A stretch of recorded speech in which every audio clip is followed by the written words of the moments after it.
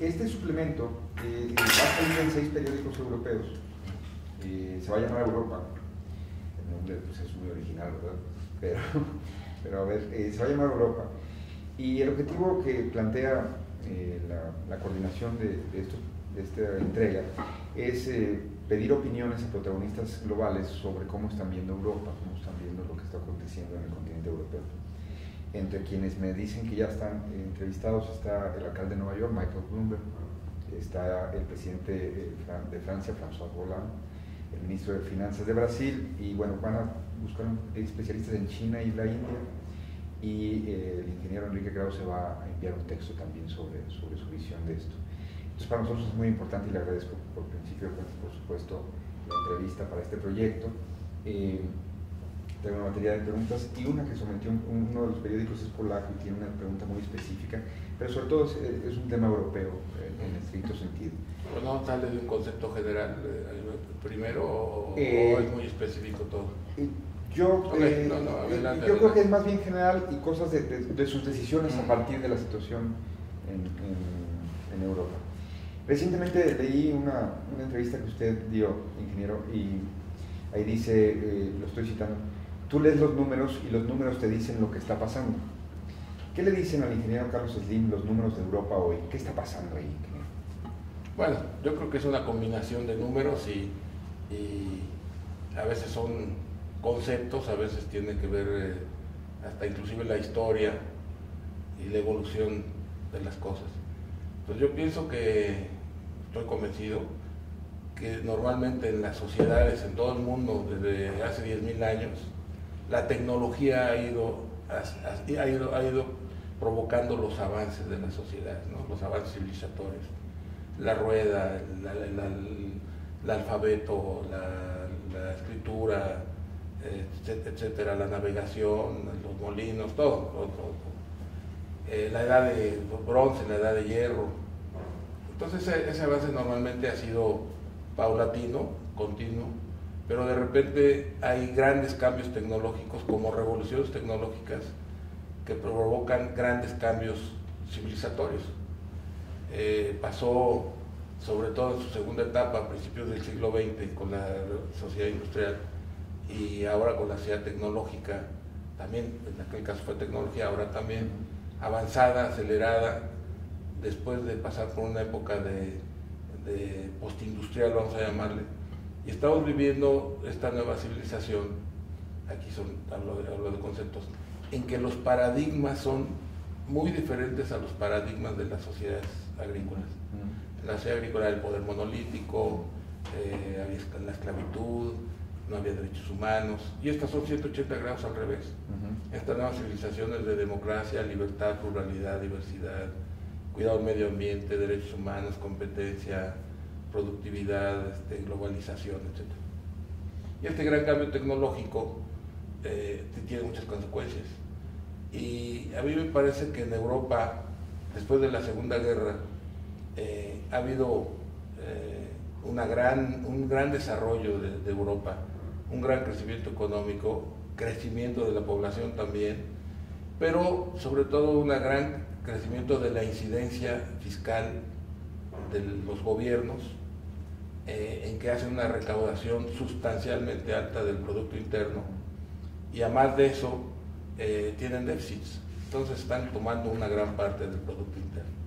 Y bueno, y las razones principales son que después de la Gran Guerra, la Segunda, los gobiernos y el Estado se establecieron un estado de bienestar cada vez mayor, que se volvió ya insostenible. Este estado de bienestar establecido necesita hacer algunos ajustes, creo que no se han hecho, se necesitan algunos cambios estructurales que no se han hecho ni se ve que se estén haciendo, y están acudiendo a la tradicional receta del ajuste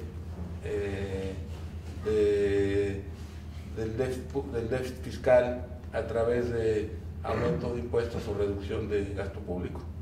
Pero en ese estado de bienestar al que me refería hace un rato, pues las personas están jubilando a los 60 años en algunos lados, cuando la esperanza de vida, cuando alguien llega a los 60, probablemente sea 85 más años. Y es de esperarse que siga creciendo. Programas de salud universal, que son muy importantes, pero poco eficientes y muchas veces abiertos a los turistas. Entonces empieza a haber ahí un seguro de salud que no obedece a causas normales, sino que se aprovecha de esas condiciones para hacer uso de los servicios médicos o operaciones o prótesis gratuitamente, yendo a visitar al país que lo ofrece. Entonces hay una serie de políticas en este sentido muy importantes y fuertes. Y lo que más grave está pasando, y ahí sí los números hablan de una manera implacable, es la gran cantidad de desempleados, especialmente jóvenes. Yo siento que eso, desde el punto de vista social, económico y en general en todos los puntos de vista, es muy preocupante en el caso de Europa y algunos países en particular, y no se ve que se esté pensando en la solución de ello. Ya no es importante si el PIB crece 1 o 2 o menos 2. De todas maneras, los niveles de ingreso per cápita siguen siendo altos, no habrá una regresión a niveles de subdesarrollo, pero lo grave es que ya los niveles son muy altos de desempleo y que algunas políticas recesivas que están siguiendo para hacer los ajustes agudizan más el problema. Déjeme regresar al punto que mencionaba del estado de bienestar, de ese modelo de estado de bienestar. ¿Qué se imagina que debería ser como la principal diferencia entre eso que conocimos, o hasta el día de hoy conocemos, y lo que podríamos ver en los próximos años cuando se modifique el estado de bienestar? ¿Qué cambios estructurales? ¿El seguro de desempleo va a ser mucho más limitado? No, yo creo que primero la edad de retiro debe ser mayor, porque en el pasado eran sociedades de mucho trabajo físico. La sociedad industrial había que estar en la máquina. Había que trabajar físicamente y había un gran desgaste. Y consecuencias. Sí, ahora son sociedades de servicios, en donde lo importante no es la fuerza física ni el trabajo físico, sino la experiencia y el conocimiento. Es una sociedad del conocimiento.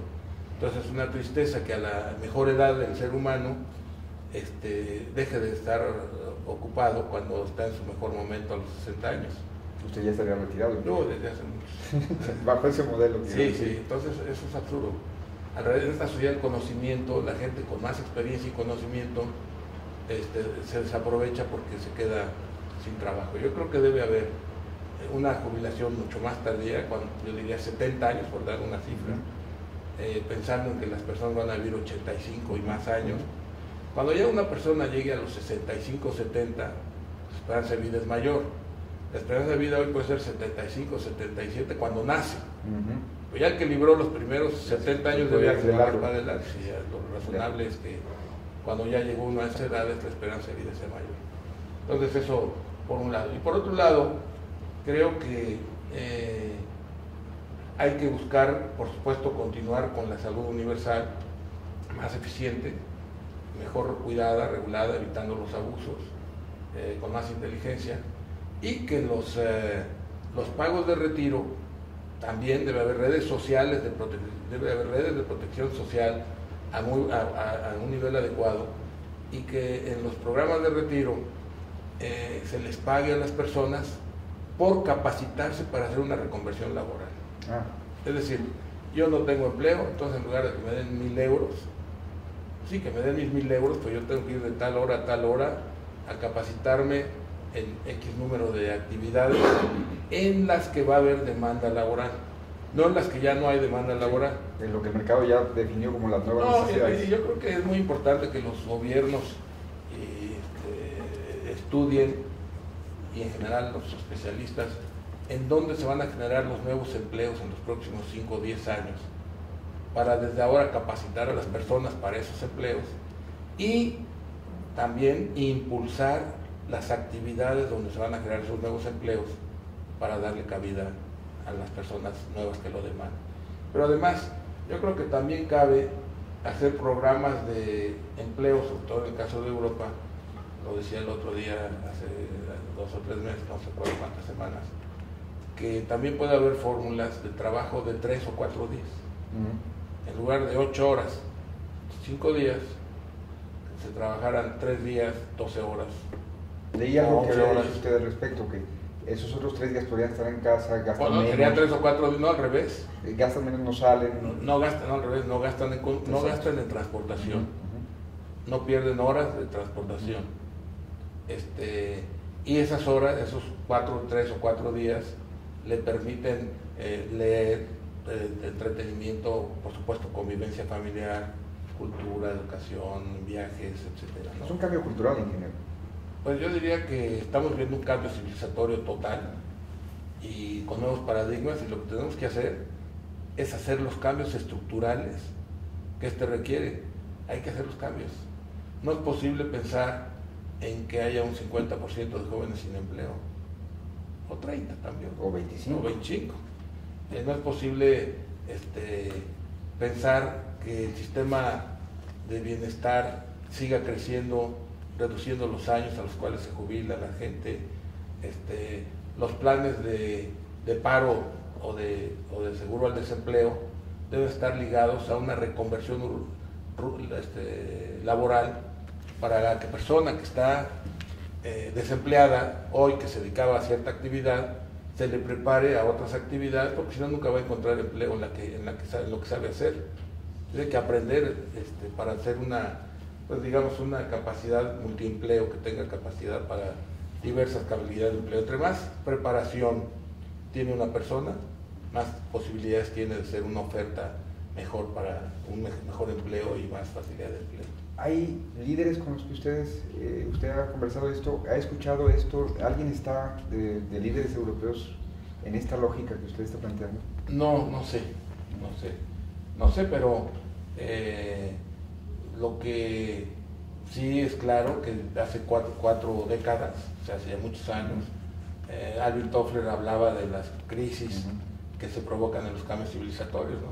Y yo creo que lo que está pasando en Europa es claramente y lo que está pasando en el mundo en general, es una crisis en este sentido del cambio civilizatorio. Al aumentar la productividad, al ser más eficientes, al globalizarse, que es otro de los paradigmas, al dejar de ser competitivos para la producción de ciertos bienes, etcétera, entonces empiezan a provocarse este tipo de problemas que se tienen que hacer cambios de fondo para resolverlos. Y yo creo también que, hablando de números, los números ya no dan para sostener estos programas. Si se hacen los números de cuánto cuesta el valor actual de la jubilación de la población económicamente activa con empleo y sin empleo, pues es insostenible. Entonces lo que hay que hacer es hacer esos ajustes y, claro, ofrecer algo a cambio, ¿no? Las gentes trabajan más años y trabajan menos horas durante probablemente los últimos 15 años o 10 años o 20 años. No nada más por un trabajo extra. Sí, ¿no? Está ligado a trabajar más años, probablemente menos días, como decíamos, menos horas, y eso permite además una vida más plena para las personas, ¿no? Porque además también dentro de esto que hablábamos del seguro del desempleo, al final lo que combate la pobreza y el bienestar más que nada es el empleo satisfactorio. Además que dignifica a la persona, ¿no? No solamente es una necesidad, una responsabilidad social, sino es una necesidad emocional el empleo. Y de ahí las consecuencias de cuando no existe el empleo. Claro, cuando no existe. Depresión colectiva. Claro, y falta de esperanza, desesperanza. Y antes la esperanza era acabar una carrera y tener un futuro profesional, etcétera, pero si no se ofrecen alternativas de empleo, pues es un problema social, político y económico grave. En medio de todo este panorama, usted toma decisiones, usted sigue, es decir, usted y todos los empresarios y todos los inversionistas y los líderes económicos y políticos. Bueno, es sabido y es algo muy comentado que usted ve en las crisis oportunidades. Alguien habla mucho de que usted compró en Argentina después del Corralito para precisamente invertir y luego poder tener ahí una posibilidad de una presencia. ¿Dónde están en este momento las oportunidades en Europa? ¿En qué sectores o en qué países? Bueno, yo creo que primero es muy importante que se resuelvan estos problemas estructurales. Segundo, yo veo difícil que los países, en general, una vez que han alcanzado el desarrollo, regresen al subdesarrollo. No hay, históricamente, salvo en muy largo plazo, muestras sustanciales de ellos. Sí hay muestras de que otros avanzan más que ellos, adelantan, etc. Entonces yo creo que Europa habrá que pasar unos tiempos difíciles, pero habrá que llegar a encontrar las soluciones y continuar su desarrollo.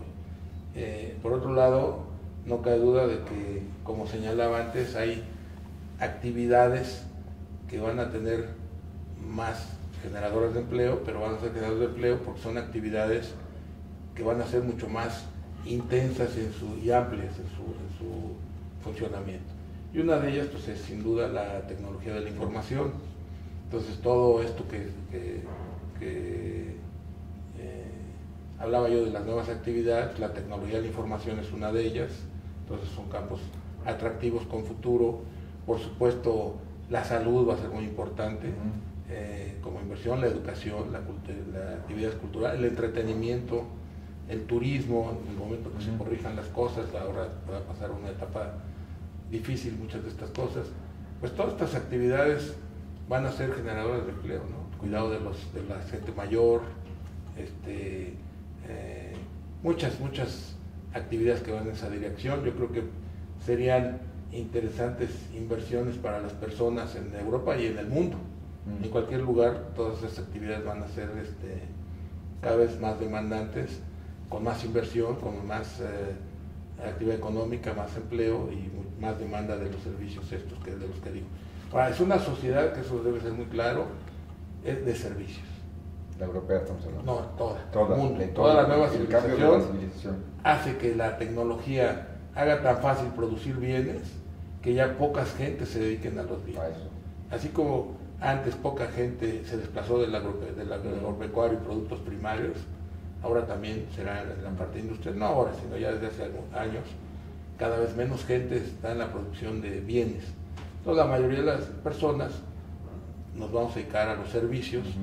Eso es muy interesante porque es un trabajo diferente, más creativo, en donde se requiere más preparación, experiencia, capacidad de innovación, y más competencia, y una amplitud enorme de servicios, y se sustentan además en el bienestar de los otros. Lo que necesita ahora esta nueva economía es lo contrario de lo que está pasando. Lo que necesita es que los demás estén bien, que los demás tengan tiempo y poder adquisitivo para que ensanchen las capacidades que ofrecen los mercados. Aunque todo el mundo está muy preocupado y pesimista, usted está haciendo inversiones, supongo que viendo oportunidades de inversión. ¿Es sintomático de que también espera una pronta recuperación? No, pero yo creo que las inversiones en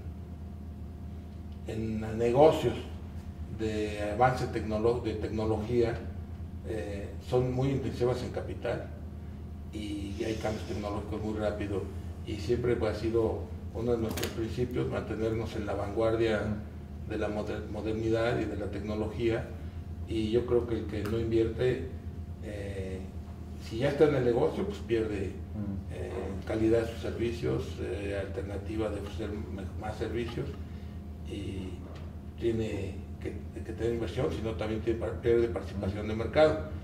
Pero además, y atención a sus clientes, o sea, los clientes van a escoger aquellas empresas que tengan inversiones que les permitan ofrecer los servicios de vanguardia. Entonces eso, la preferencia de los consumidores o de los clientes en general están ligadas a ello, y por eso es muy importante en este sector de que hagamos esas inversiones. En otros campos, como los que estamos haciendo, pues los atrasos en México y en muchos otros países, también en los desarrollados, pero ahorita hablo de nuestros países, los rezagos de infraestructura, pues es muy importante que hagamos esas inversiones. Entonces, estamos invirtiendo intensamente en infraestructura en el país desde hace ya 5 o 6 años, y bueno, por supuesto eso es fundamental para el desarrollo nacional y y es uno de los campos en los que invertimos. En otro, el que se me pasaba, pues va a ser también demandante y va a crear actividad, pues toda la producción de bienes primarios, la parte minera, agropecuaria, conforme, yo me atrevo a decir, miles de millones de personas en el mundo y varias decenas de millones cada año salgan de la pobreza, del autoconsumo y de la vida rural y se incorporen a la modernidad, pues van a demandar todos estos bienes, ¿no? Sin lugar a dudas. Entonces ahí son campos adicionales en los que nuestros países tienen también posibilidades económicas. Déjeme preguntarle por inversiones que se han anunciado en las últimas semanas que ha hecho su grupo, en particular la de Austria de hace unos días y la de Holanda de hace un par de meses, en telefónicas en esos países. Está apostando por la parte tradicionalmente más rica de Europa, más sólida, cuando digo rico quiero decir más sólido o más fortalecido históricamente, en vez de en sociedades como España o Grecia. ¿Usted cree que esas sociedades como la austríaca o la holandesa estarán más blindadas o saldrán más rápidamente de la recesión? Yo creo que hay una confusión ahí. Austria está en 8 países, incluido Austria, y 7 son de Europa del Este. Países con ingresos per cápita inferiores a España, muy inferiores a España. Sí, no es una sí, la compañía está ahí, pero tiene toda esta penetración. Entonces no es una... No aplicaría esa pregunta. Lo que sí ocurre es lo que decía yo antes, que la tecnología de la información, las telecomunicaciones, son como el sistema nervioso de esta nueva civilización. Y estamos ahora al principio de su desarrollo. Aunque lo que hemos visto en los últimos 10 o 20 años es enorme, es muy importante, estamos al principio de todos los desarrollos y lo estamos viendo en los últimos 5 o 6 años, cómo viene una cosa y otra y otra. Entonces, pues todas el potencial de inversión y de actividad en estos campos creemos que es muy grande. ¿Va a explorar otros similares a lo que pasó con Austria y Holanda? Bueno, estamos abiertos siempre a continuar haciendo inversiones. No sé si tiene los principios del grupo, de la filosofía del grupo, pues ahí contemplamos siempre que hay que reinvertir, que hay que modernizar, que hay que mantenerse a la vanguardia y que hay que continuar el desarrollo de la empresa. Perfecto. Déjeme preguntarle a... Pero todavía si quiere se lo doy por ahí. Sí, yo se los puedo hacer llegar. En este momento, por las condiciones de Europa, ¿usted se plantea una incursión más agresiva en ese mercado? Bueno, ya lo estamos haciendo. Porque el objetivo de haber entrado en forma minoritaria es apoyar a la administración, a las empresas principalmente, a que incrementen sus inversiones para poder tener una mejor infraestructura lo más avanzada que se pueda y impulsar la inversión de estas empresas. Vamos a hablar un poco de la política de los líderes. ¿Usted cree que se pongan de acuerdo pronto los líderes europeos de cómo echar a andar toda la maquinaria de nueva cuenta? Llevan un año pues, con distintas posiciones y usted ha sido crítico luego de que los políticos se tardan mucho en tomar algunas decisiones en general.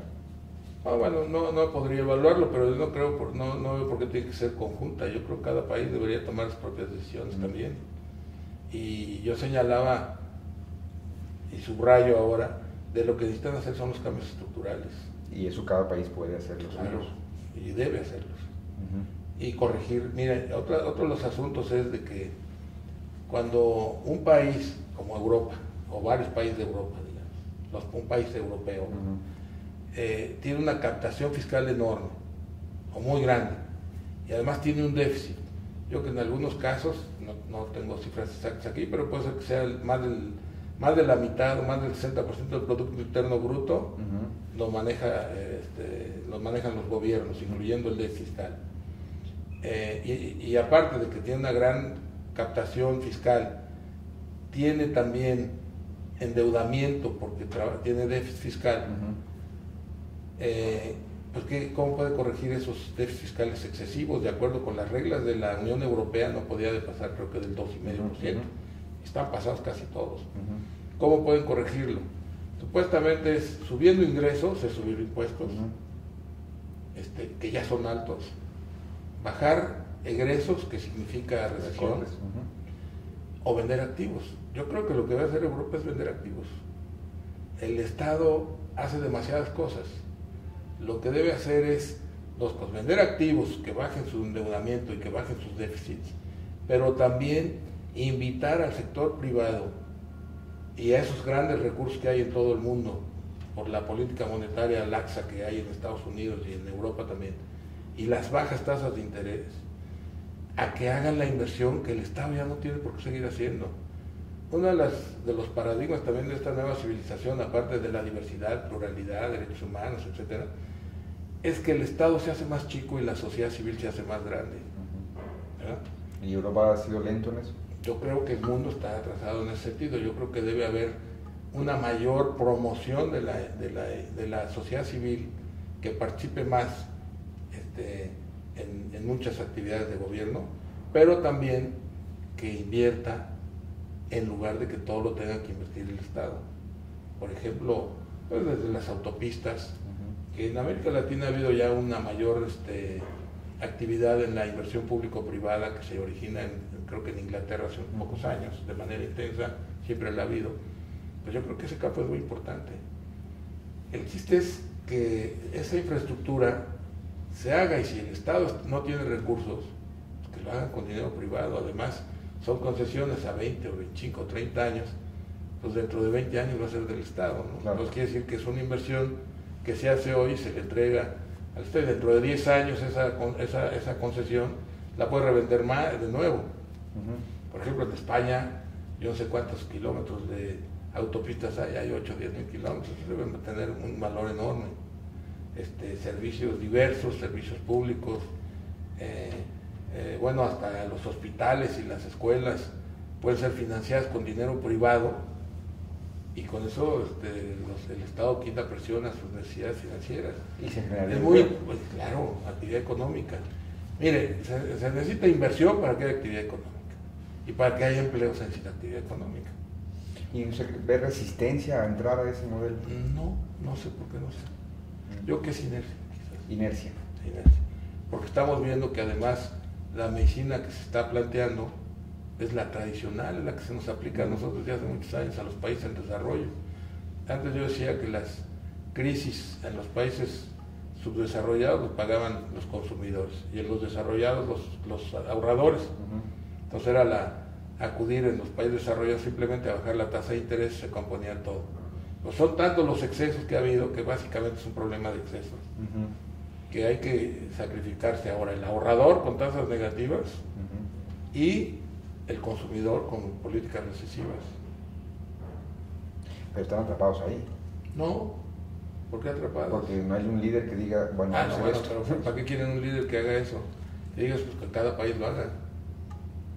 Entonces ahí también habría una dinámica donde pues, quizá todos se están volteando a que alguien dé el primer paso. No, ahorita lo que está planteando hay una situación de crítica, de un poco de emergencia. Yo creo que lo que hay que hacer es lo otro con urgencia. Pero si mañana un país, en lugar de jubilar a los 60, creo que ya subieron a 67 años, ¿no? Pongamos 67, 70. Corrijan los excesos en los gastos de salud. No que lo quiten, sino que lo corrijan.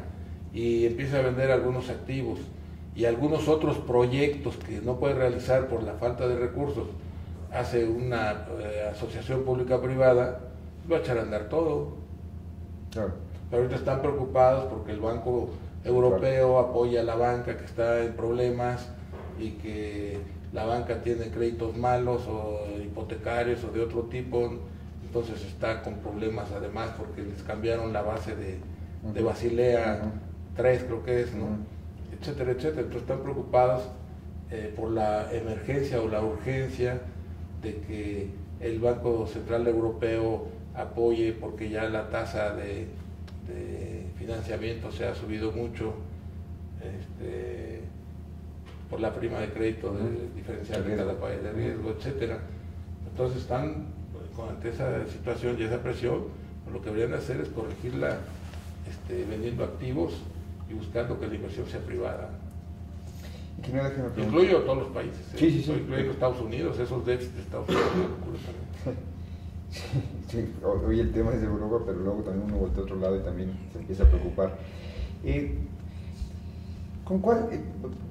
Porque allá parece que hubiera una discusión nada más de hay que privilegiar las políticas de austeridad o hay que privilegiar en este momento estímulos fiscales. Pareciera que solamente hay como esas dos opciones. Usted nos está planteando algo distinto, es decir, vender activos, cambiar condiciones. Eso de estímulos fiscales, yo no le entiendo eso, porque yo que eso sería echarle más leña al fuego. Sí, precisamente, bueno, hay otros que dicen que hay que hacer más, hay que gastar más.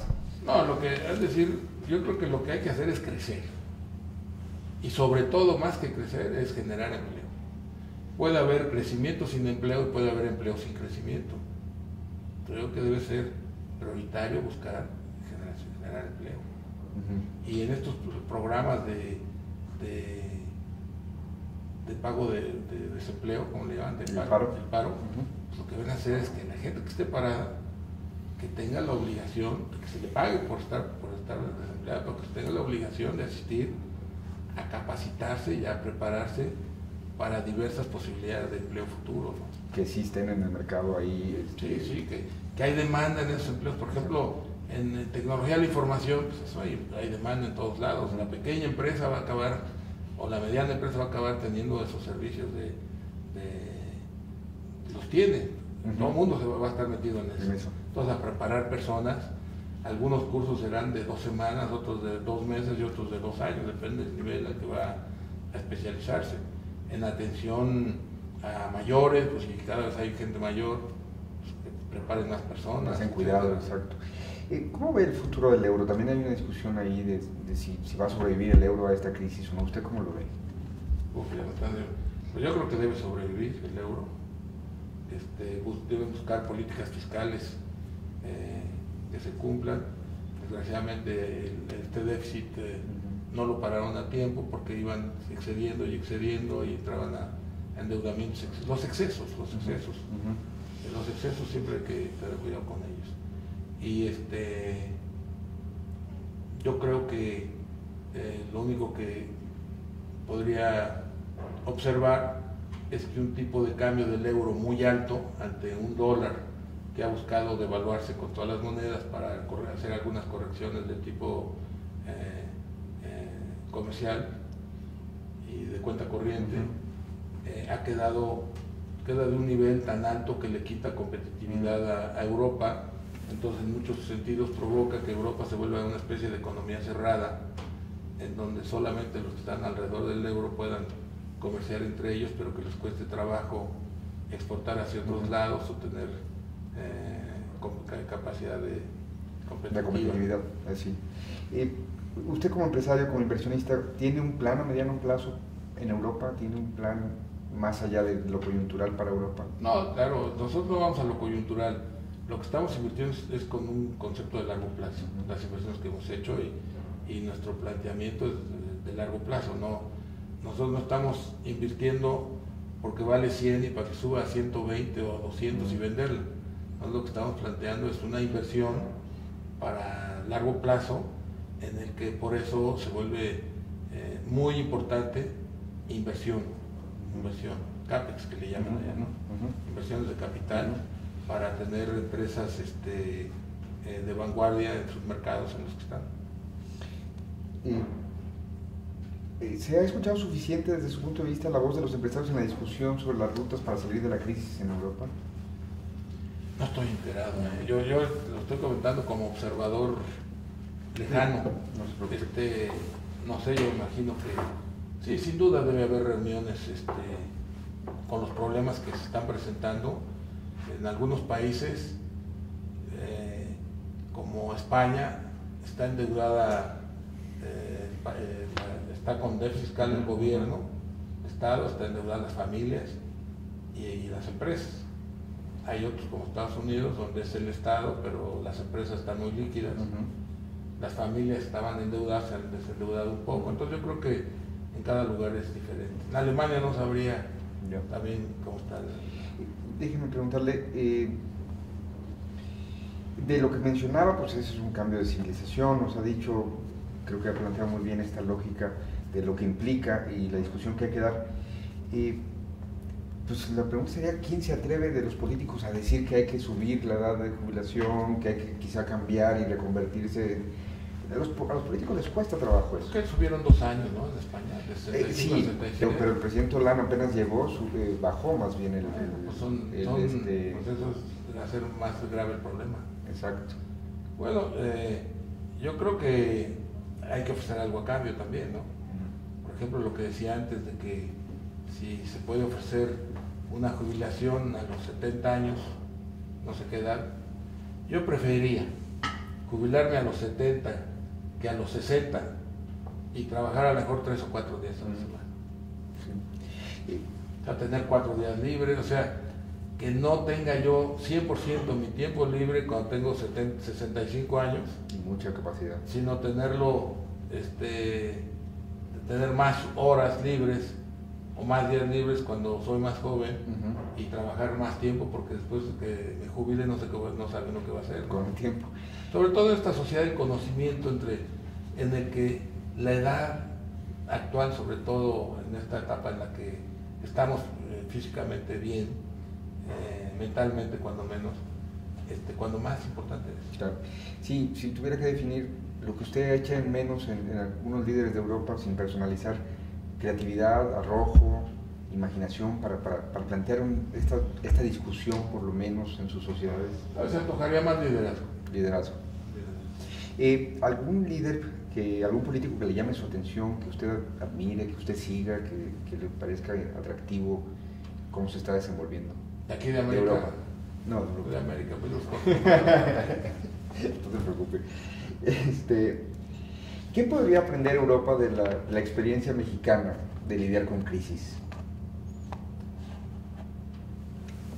Bueno, nuestra crisis fue un poco diferente.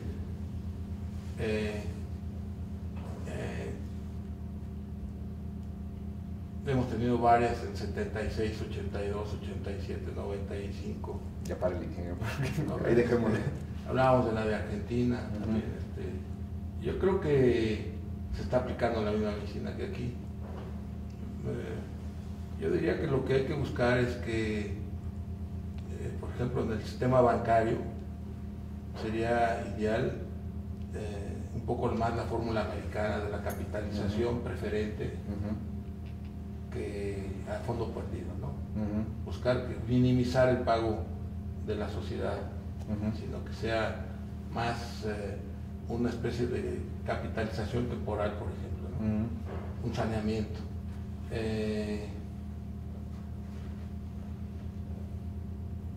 Pues lo que le decía, venderle a las personas, venderle a los privados. Sí.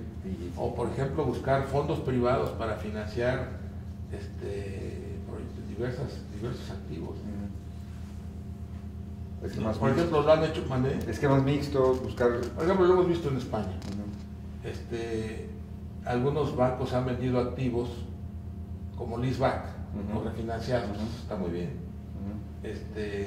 Lo puede hacer el gobierno en operaciones público-privadas. O dicho en una forma simple, los gobiernos están muy endeudados. La deuda la tienen ¿quién? Privados. Bueno, pues buscar cambiar activos por deuda, reducir las deudas, eliminar los déficits fiscales, bajarlos y cambiarlo por activos. Quitarse por carga, ejemplo, reducir los impuestos. Es razonable que si hay carreteras de alta velocidad, pues que paguen una cuota. Es un impuesto, un costo progresivo. Se le cobra solamente a los que usan esas carreteras de alta, en la que tienen ahorros de consumo de combustible, de llantas, de todo tipo, ¿no? De tiempo, de todo. Entonces que tengan una cuota y que eso les dé un valor a esas carreteras y se vendan. Hay múltiples salidas. Sí, aeropuertos, el agua, por ejemplo. Los sistemas de agua son redes como las de luz, la de energía o como las de telecomunicaciones. Entonces hay que buscar que haya subsidios cruzados por ser un líquido vital que, aunque sea un servicio público, se subsidia a los de bajo consumo y a los de consumo excesivo, pues acabe siendo rentable y con eso se financie todas las redes de agua y de tratamiento de agua y de saneamiento y de reciclamiento, etcétera, ¿no? Son múltiples las cosas que se pueden hacer. ¿Cree que haya o tiene temor de algún impacto específico de la crisis europea en América Latina? Sí, bueno, por supuesto, pero yo no diría la crisis europea. Yo creo que no solamente es Europa. Yo creo que China va a bajar su crecimiento, probablemente India también, Estados Unidos el año que entra probablemente también hagan algunas correcciones, no pueden ir indefinidamente con una política deficitaria tan importante. Además creo que se vencen algunos impuestos que se condonaron hace 10 años, o sea, algunos cambios habrá. Entonces yo creo que mundialmente sí es de esperarse que pueda haber algunas consecuencias recesivas que repercutan en los países de América. La región. Eso hace importante otra cosa, algo que hemos estado sosteniendo, yo lo he estado haciendo por muchos años. En virtud de la deuda externa, de la crisis de la deuda externa de 82, y con el consenso de Washington, nos volcamos hacia el exterior, ¿sí? A más exportación, aperturas comerciales, tipos de cambio con esa flexibilidad para poder exportar mejor con devaluaciones, etcétera. Apertura a la inversión, privatizaciones que sanearon al sistema fiscal de nuestros países.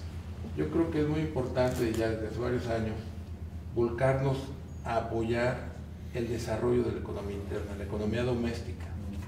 O sea, como se va a cerrar los mercados externos, yo creo que es muy importante volcarnos en nuestros países sin menoscabo de nuestro comercio exterior y nuestra actividad externa, a desarrollar mucho la economía doméstica. Eso permitiría más actividad, más empleo, subir la masa salarial, digamos, de manera importante, que va a ser la solución que China va a encontrar.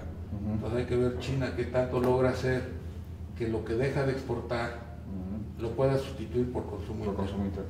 Para nosotros es más fácil porque nosotros muy claramente tenemos los rezagos, las inversiones potenciales que hay que hacer, etcétera. Por ejemplo, en la misma Ciudad de México, que probablemente sea una economía de 22 millones de habitantes, que puede ser del tamaño, será la cuarta de América, ¿no? La quinta, incluido México, pues mucha inversión inmobiliaria para hacer que la gente se transporte menos, es una ciudad ya de servicios, entonces hay muchas inversiones que hay que hacer en nuestros países. Hace un momento mencionaba la banca. Y subrayo, economía doméstica o economía interna, o sea, enfocarnos a ello, porque eso es lo que también va a crear mucho empleo. Creo que también es lo que deben hacer países como España, en donde tienen grandes niveles de desempleo en los jóvenes, que se enfoque mucho al desarrollo de la economía interna, actividades internas que permitan crear actividad económica. Y la banca que mencionaba hace un momento, ¿hay algún riesgo de contagio hacia otras bancas como en América Latina de lo que pasa en Europa, ahora que se discute tanto los rescates a los bancos? Pues estaba leyendo en algún lado, no tengo mucho conocimiento, pero creo que la banca americana se desligó mucho de Europa. Y la banca mexicana no está ligada mucho no está ligada en cuanto a que varios bancos importantes de México son de origen español, ¿no? Sí, español, pero eso no hay ninguna relación en cuanto a los créditos que pueden tener problemas. Son de las personas que les bajan ya el pago del paro, ya no pueden pagar la hipoteca, o del exceso inmobiliario que hubo, los excesos otra vez. No veo yo que haya, y hablando en particular de México, pues México tiene la desventaja, pero eso es una oportunidad y potencial, de que creo que el crédito en relación al PIB bancario anda en el 22%. México debe de irse muy por encima de esta cifra, y eso también es una causa de actividad económica al tener una mayor presencia el crédito bancario en México. El periódico polaco que va a publicar una traducción de esta entrevista envió 2 preguntas, se las paso tal cual. Dice que hace un par de meses... ¿Polaco de Polonia o de Polonia? No, de Polonia. Hace un par de meses un periódico polaco especuló que usted se estaba mencionando, iba a comprar una parte de una telefónica en Polonia, que también una red de fibra óptica, una operadora de red de fibra óptica, y que quieren preguntarle si eso es cierto, y que si realmente está buscando invertir en Polonia. Esto lo tendría que preguntar, no sé, no estoy enterado, pero lo que sí es un hecho es que estamos abiertos a invertir en donde pueda ser interesante y conveniente. O sea, estamos abiertos a invertir. Polonia es un gran país, es un país con una gran trayectoria económica de los últimos años, y yo creo que con un gran potencial, un gran capital humano, también tiene un gran capital humano, y pues sería nada más el comentario, que estamos abiertos en todos lados, no solamente en Europa, también estamos abiertos. ¿Podría cambiar lo que ha sido la tradicional competencia entre América Móvil y Telefónica en Europa con esta crisis? ¿Podría ser una nueva posibilidad de que ustedes intentaran otras? Se habla de cuando Telefónica pues hizo como una licitación a modo, se decía, pues para evitar que ustedes entraran a un mercado, es decir, ¿cambia eso con esta crisis? ¿Cuál mercado? El español, contaban. No, bueno, ahí no hubo. Ahí tenían 10 megas y lo que hicieron fue dividirlo entre los tres exacto, para que estaban. Se quedara ahí. Y lo que planteaban era quién podía invertir más en áreas rurales, bueno, pues un nuevo jugador, ¿no? En lugar de contemplar quién podía ofrecer mejores precios. Es que las bases se habían hecho como muy dedicadas. Nuestro argumento era ofrecer al que ofreciera mejores precios, ¿no? Para beneficio del consumidor más que otro factor. Ya, pero en la nueva escenario de crisis quizá haya una nueva oportunidad de... No, lo que estamos haciendo es compitiendo con ellos en donde estamos los dos. Hay países de América Latina donde no estamos nosotros, como Venezuela, otros de donde no están ellos, pero donde estamos está ahí. En algunos estamos probablemente nada más ellos y nosotros, no estamos 4 competidores, y en otros estamos 3 competidores. Y en Europa, pues donde estén ellos y estemos nosotros, bueno, pues competiremos y habrá competencia. La otra pregunta que mandaron los colegas polacos es que hace 12 años, en una entrevista con The Business Week, usted dijo que el Internet era el corazón de la nueva civilización, algo de lo que nos ha mencionado también. El sistema nervioso.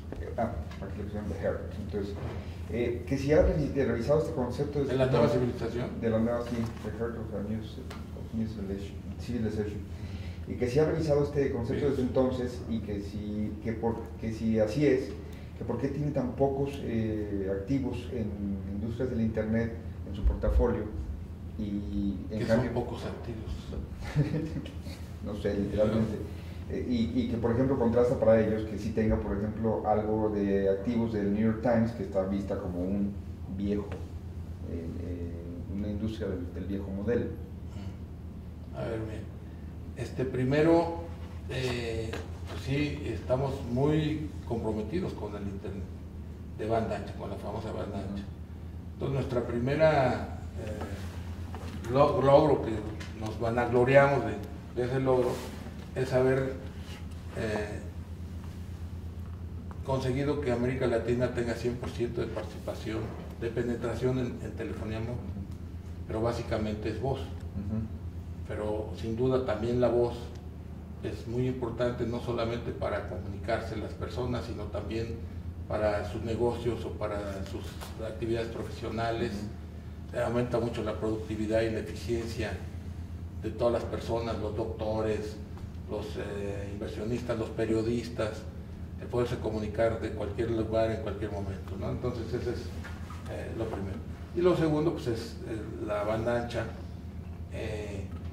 desgraciadamente tenemos que aceptar que nuestro ingreso per cápita en América Latina pues es probablemente menos de una cuarta parte, ¿no? Será 20% de lo que es en Europa, ¿no? Entonces, con un ingreso per cápita tan bajo y con muchas gentes todavía marginadas, todavía en la pobreza,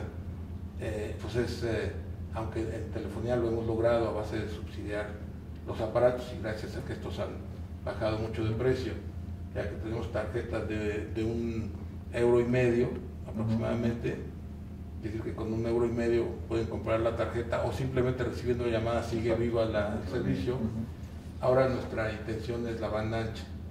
Y la banda ancha en dos sentidos, en los teléfonos fijos, internet de banda ancha en los teléfonos fijos, y eso ya está, pero también la penetración de telefonía fija es muy reducida, como en todos los países en desarrollo y en vías de desarrollo. Y ahora lo que promovemos mucho es que se pueda acelerar los smartphones y la conectividad de las escuelas. Creemos que eso es una de las cosas más importantes, que es las cosas que también estamos trabajando de manera importante, ¿no? Hemos creado el concepto también de biblioteca digital para que, y aulas digitales, porque son lugares en las escuelas o en las oficinas comerciales de Telmex y en otros lados, en donde las personas pueden ir a navegar gratuitamente como si fueran una biblioteca a leer, y en lugar de prestarles un libro les prestamos laptops. Claro. Entonces eso es lo que le llamamos biblioteca digital.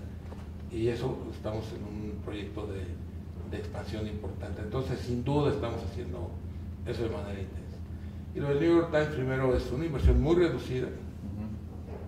Y segundo, los periódicos. ¿Qué quiere decir newspaper? ¿O qué quiere decir qué es un periódico? Es una organización en donde tiene contenidos y que cuando los expresa en papel se llaman periódicos, y que lo que está desapareciendo, lo que va a ir desapareciendo es el que se expresen en el papel, pero no la generación de los contenidos. Exacto. El que empiece a haber cada vez menos papel y vaya a ser más vía electrónica, no quiere decir que van a desaparecer las noticias, ni van a desaparecer la prensa o las instituciones. De hecho, desde que hicimos la inversión en el New York Times, era el periódico con mayor visitantes de vía digital, vía electrónica que había. Entonces, es una institución, es una organización que genera contenidos y los expresa vía papel y vía digital y vía precisamente esta red, internet. Entonces, que este señor, no sé si es periodista, probablemente, que los periódicos que van a desaparecer son aquellos que se vayan marginando y no se muevan hacia otras plataformas de usarlo. El caso del País está muy activo en hacerlo, el Wall Street está trabajando en eso. Yo creo que todos los grupos están muy activos en ese sentido. Morimos. Ahora hay un proceso de transformación, primero cómo monetizar. Exacto. Y luego cómo manejar la parte de la publicidad también, ¿no? Sí, del acceso y de la publicidad. Finalmente, agradecerle esta entrevista, ingeniero. Dos preguntas. Usted mencionó ahorita los países en desarrollo o las economías emergentes. ¿La crisis de Europa es una oportunidad para las economías emergentes? Es decir, ¿a otros países podrían ver ahí una oportunidad? No, yo creo que la situación recesiva mundial y concretamente Europa, precisamente Europa, afecta a todas las economías otras, ¿no? Cuando hay una recesión de tantos países y tan importantes, pues afecta en ese sentido.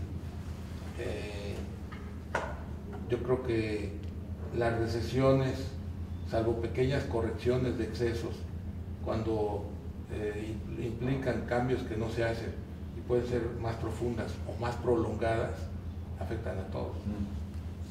Y finalmente, hay un riesgo de que Europa, si no hace bien los deberes, las tareas, pierda peso económico con esta crisis en la escala mundial? Sí, que secundario. Que pierda peso económico. Yo creo que lo que debe preocupar no es que los otros estén peor o mejor, sino no estar mal, ¿no? Yo creo que lo que debe hacer Europa es corregir sus problemas, hacer los cambios de fondo y estructurales que tenga que hacer, más allá de que su peso económico en el corto plazo disminuya o se mantenga. Yo creo que haciendo las correcciones Europa sigue siendo un país con un gran potencial de desarrollo y que puede estar a la vanguardia en muchos sentidos, sobre todo cuando se hacen las correcciones y anticipa muchas de las cosas que habrá que hacer, como lo que hablábamos de la edad de jubilación combinada con los días de trabajo y que eso dé capacidad de que trabajen otras personas. Porque ahorita lo importante es que las máquinas trabajen 24 horas y que las personas sean las que trabajen menos. Muchas gracias por esta entrevista. No, muy buenas noches.